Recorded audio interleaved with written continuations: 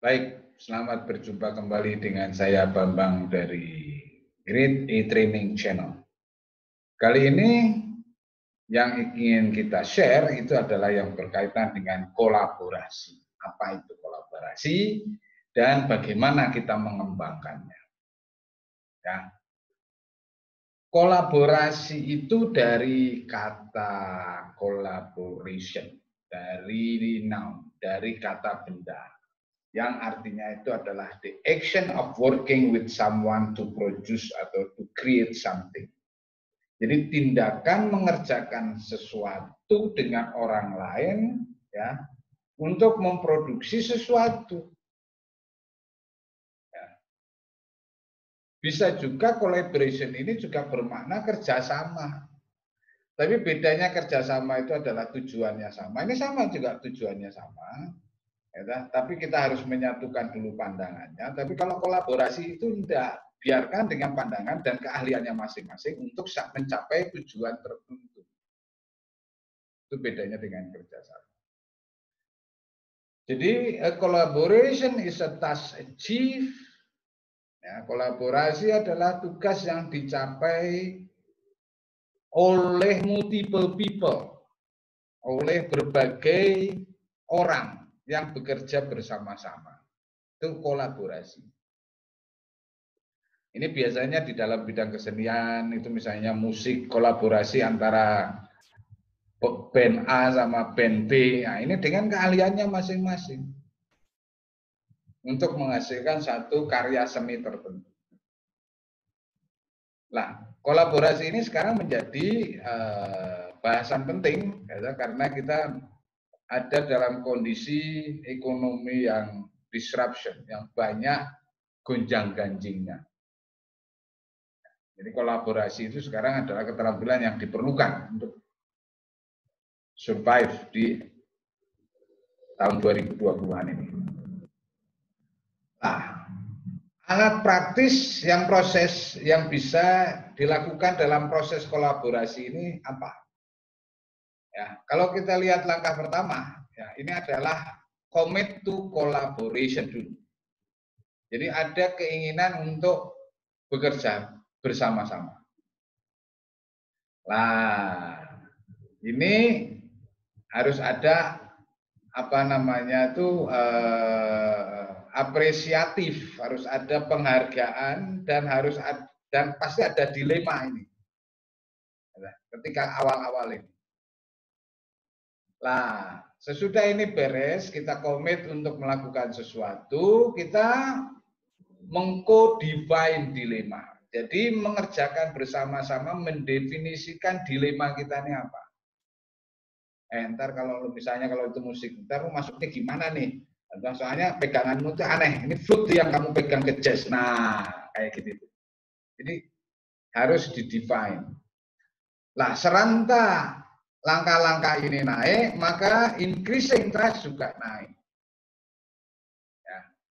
Di langkah yang ketiga, ini adalah co-design proses. Jadi bareng-bareng. Bagaimana kita mengarrange-nya, bagaimana berkolaborasi, desainnya seperti apa. Ini bekerja bareng-bareng. Langkah keempat adalah co-create solution. Ya. Jadi langkah 1, 2, 3, 4 ini bareng. Yang kelima adalah co-deliver action. Bersama-sama mendeliver solusi itu. Ini 5 langkah ini alatnya. Ya. Nah, tentunya di langkah 4 ada proses untuk dialog dan penyamaan ataupun penyampaian pendapat. Ya, kemudian di langkah kelima ini ketika code deliver action ini ada implementasi, ada masing-masing peran dan tanggung jawabnya seperti apa. Ya.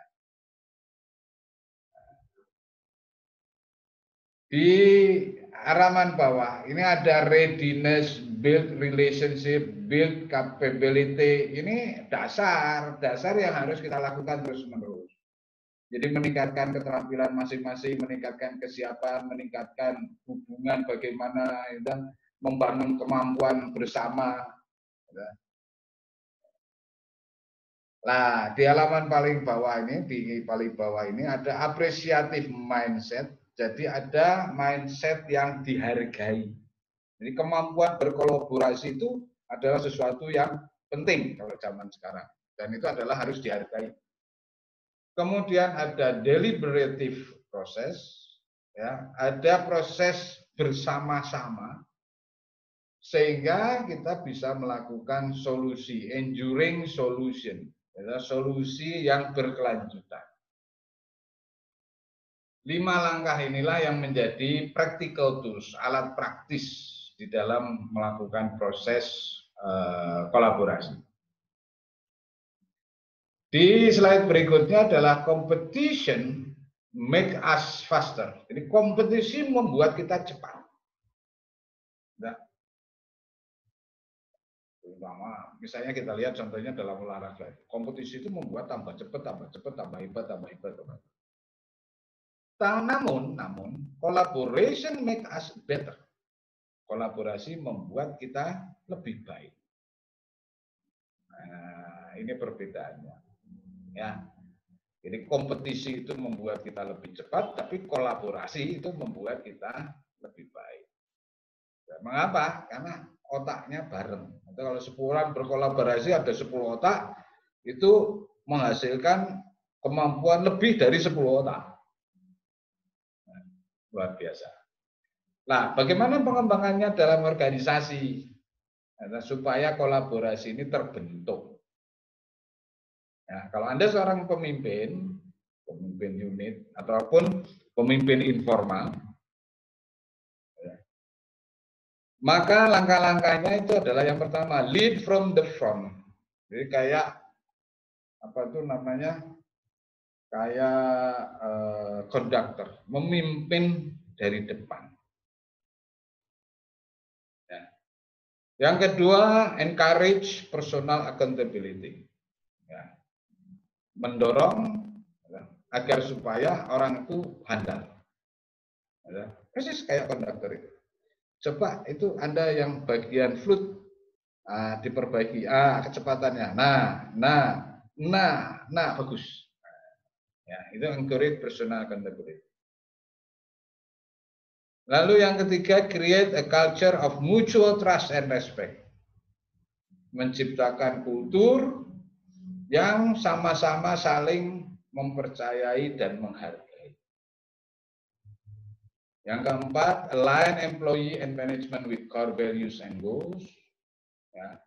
Jadi menyesuaikan, menyeimbangkan antara karyawan dan manajemen dengan core value-nya, dengan nilai-nilai pokoknya, ya, dan goals-nya, sehingga nggak kemana-mana, yang satu kemana, yang satu kemana, yang satu kemana.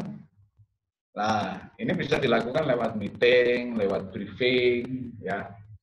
Lalu yang keenam, empower manager, ya, percayai. Dan sebaliknya juga empower employee. Ya. Jadi memberikan kewenangan, keleluasan baik kepada karyawan maupun kepada manajer. Agar terjadi kolaborasi. Kalau diikat dengan aturan yang terlalu ketat ya, oleh SOP, oleh peraturan dan sebagainya, ini nanti menjadi silo-silo, menjadi terkungkung antara satu unit dan unit yang lainnya. Sulit untuk berkolaborasi. Yang ketujuh, nah ini, embrace teknologi. Teknologi itu akan membongkar keterikatan terhadap satu unit. Ya. Dan juga akan meningkatkan transparansi. Jadi teknologi luar biasa.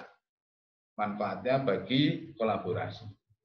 Keep hierarchical structure to a minimum. Jadi jangan bikin unit lagi di bawah ini ada unit lagi itu lama-lama nanti jadi birokratis. Jadi hierarkinya terlalu tinggi. Kita pakai flat organization.